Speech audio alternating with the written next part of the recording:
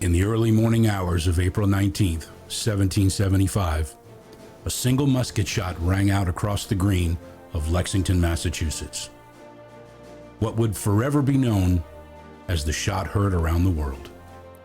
This would be the start of the Revolutionary War. The first American patriots would be born in this moment. Known as the Minutemen, the very first militia took up arms to fight for and defend their freedom from tyranny. Welcome to this episode of Constitution Corner.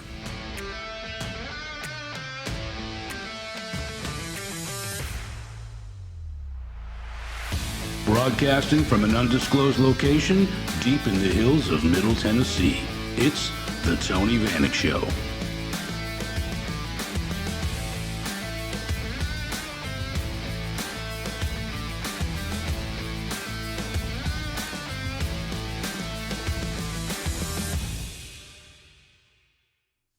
Welcome to The Tony Vanek Show, and this is Constitution Corner.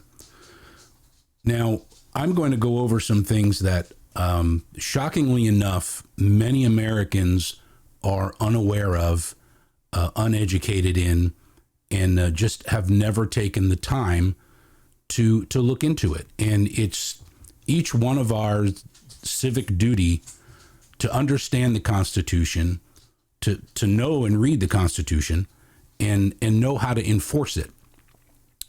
So we've come so far away from our duty as sovereign citizens in this country. And we, the people, are solely responsible for the condition of the United States. There's no mixing words. There's no sugarcoating it. We are where we are with an absolute corrupt government because of our lack of action as we the people. So it's time that we claim our country back. And the only way to do that is through activism and action on an individual level from county to county to make sure that people are educated, they understand who they are as a sovereign citizen in this country. And that's the reason for this particular podcast, the Constitution Corner. So there's a difference in the Declaration of Independence, the U.S. Constitution, and within the U.S. Constitution, the Bill of Rights. So the Declaration of Independence was signed July 4th, 1776. Now, at the introduction of this podcast, you heard that April 19th, 1775 was actually the start of the Revolutionary War, where British soldiers came into Massachusetts with the sole purpose from the king to confiscate all of their arms, their ammunition that they had, and their muskets that they had stockpiled in that area. And nobody really knows historically who fired that first shot, but that's what lit the powder keg and set the whole thing off.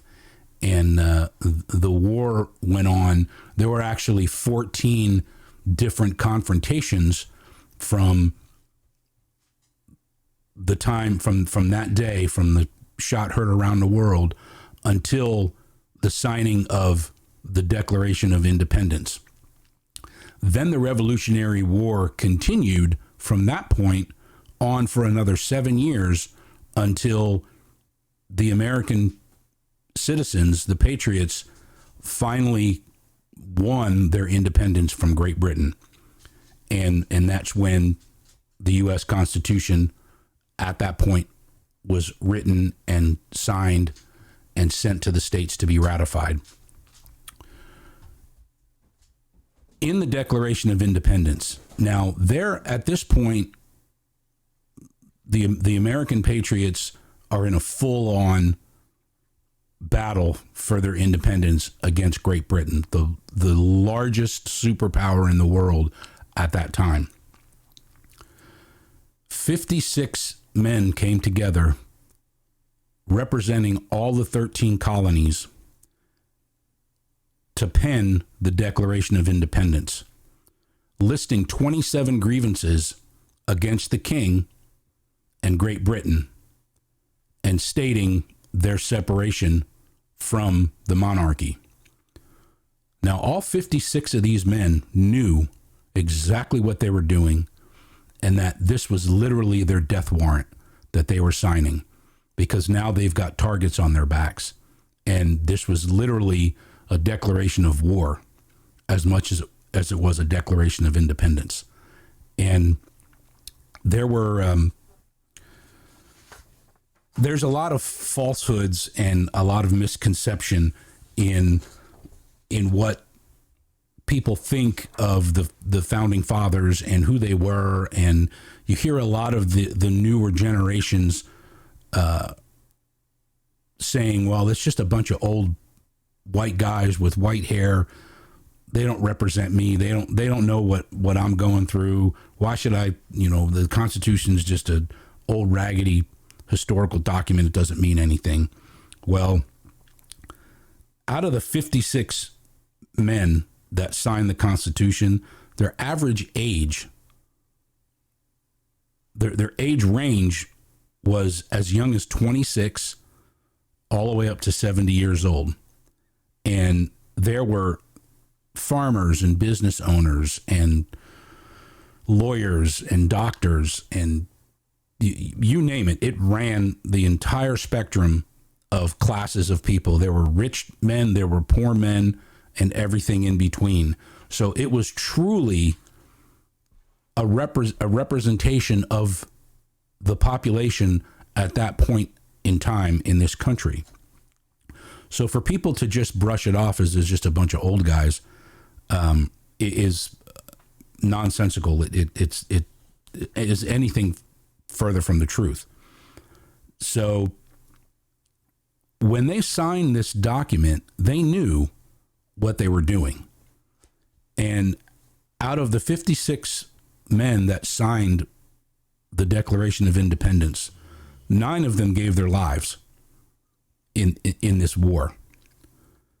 17 of them lost every penny and every piece of property they owned.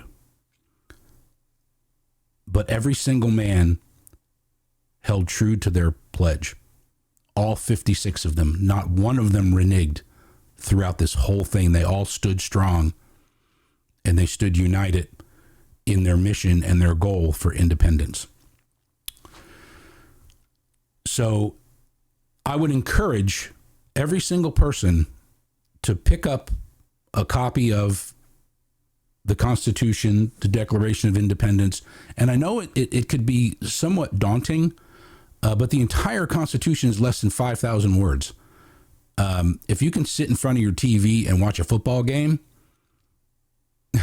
you can literally study the Constitution in the amount of time that you spend watching a game or binge watching some series on television. And this is way more important than who wins the next game or what happens in your next miniseries. It's your duty. It's not only your right, it is your duty to know this. So when they signed this Declaration of Independence and they listed these 27 grievances, I'd like for you to go through, and because a lot of people, they read they know the first part of the Declaration of Independence, but they never get past the first few paragraphs into the actual grievances that the colonies were calling the king out on. And not surprisingly enough, if you read through these 27 grievances, there are many, if not all, that pertain to what we are faced with today within our own government. So education is the key, and it's very powerful that we have a population of citizens who are educated and understand who they are and what these documents, first of all, what the sacrifice was to give us the freedom and the liberty to be able to do what we do and to be able to have the kind of lives that we have. But we've gotten lulled into an apathetic complacency to where we're missing the mark. I would be horrified to see what the founding fathers would think of the American people today and what we have done, how we've allowed the trampling and the destruction of the Constitution over all these hundreds of years. So that in itself is important. Read through, and I encourage you to read through those 27 grievances. So you have the Declaration of Independence, which that was the first document to enter the scene. And then on September 17th, 1787, you have 11 years later, you have the U.S. Constitution that was signed on September 17th, 1787. And 39 delegates from 12 colonies, the only one that wasn't present was a representative from Rhode Island. They signed the Declaration of Independence, or I'm sorry, the U.S. Constitution. And a lot of people don't understand or misinterpret what the U.S. Constitution is. So to break it down quickly, the Constitution consists of 7 articles which lays out exactly how our federal government is supposed to operate. It's a document that shows the government what the people are allowing them to do, the powers that we're investing into the federal government. Anything that's not listed in those 7 articles either reverts back to the individual states or back to the individual citizens. So all this stuff that's been going on with mandates and lockdowns and all this other nonsense is a complete violation of your constitutional rights, of the state's constitutional rights. So if people would have been educated in the beginning and had the knowledge and the power to stand up against all this stuff, we wouldn't be where we are today. We would be a much powerful population. So out of those 7 articles, there's 27 amendments. And some of those amendments are in direct relation to some of the language in those 7 articles. But the first 10 amendments makes up the Bill of Rights. So that would be your freedom of speech, your right to keep and bear arms, your right to secure property, your protection against illegal search and seizure, the Fourth Amendment. So the first 10 amendments, 1 through 10, make up our Bill of Rights. And then everything after the 10th Amendment are edits or additions or subtractions or corrections to one of the 7 articles. So there's a resource out there. It's a little pricey, but it's definitely worth taking a look at. It's a book by Mike Haller, and it's called The Constitution Made Easy. And what it does is it breaks down everything in the Constitution, and it has the way it's written and then the interpretation in today's plain English. It doesn't interpret what the Constitution is saying. It just gives you, because they're writing it mostly in an old English kind of language, and some people get a little confused at some of the wording in the Constitution, and it gets to be a turnoff, and then they stop their pursuit of knowledge because they get a little they're getting a little confused because of the wording. So this author took the Constitution and split it up. So on one side of the page, it'll have all the different sections of Article 1 in the Constitution, and then on the other side of the page, it has a plain English version of that. And it's like I said, it's kind of an expensive book, but for me, I believe it's worth it because it really helps you understand, and it makes it easier to read. It's kind of like the different versions of the Bible. You've got the King James Version, which is written in real Old English, and then you've got New King James and the New International Version, and they break it down to try to make it easier for people to understand. The difference is, in the Bible, there's a lot lost in translation if you're not really paying attention. But going through what this author did with the Constitution, it's pretty much spot on, word for word. He just makes it a little bit easier to understand. So this series, Constitution Corner, is going to be a literal breakdown of each article, why it's there, what it means, and how it pertains to your life and my life today, dealing with the federal government.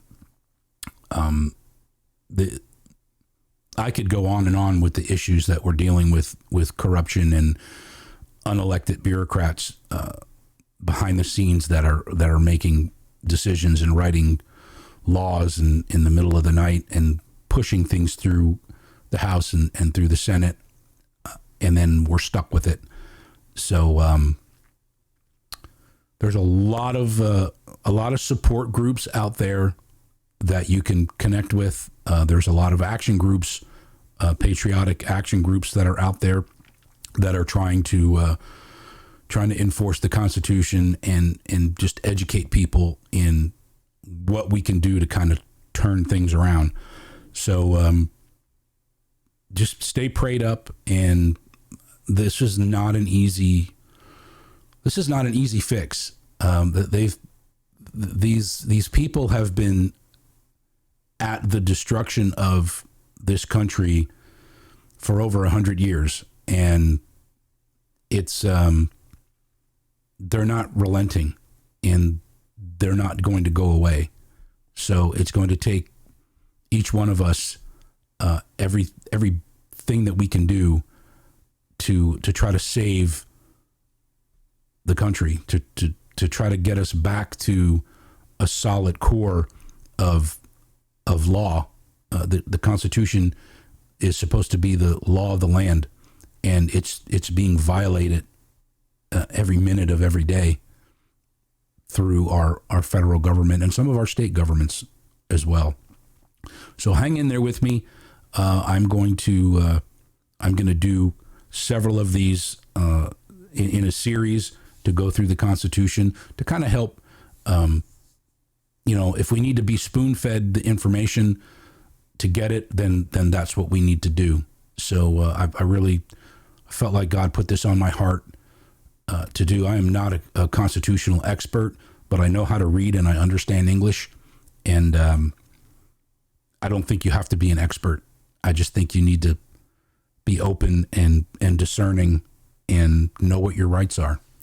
So with that, thank you for joining. Make sure that you like, share, subscribe to the podcast.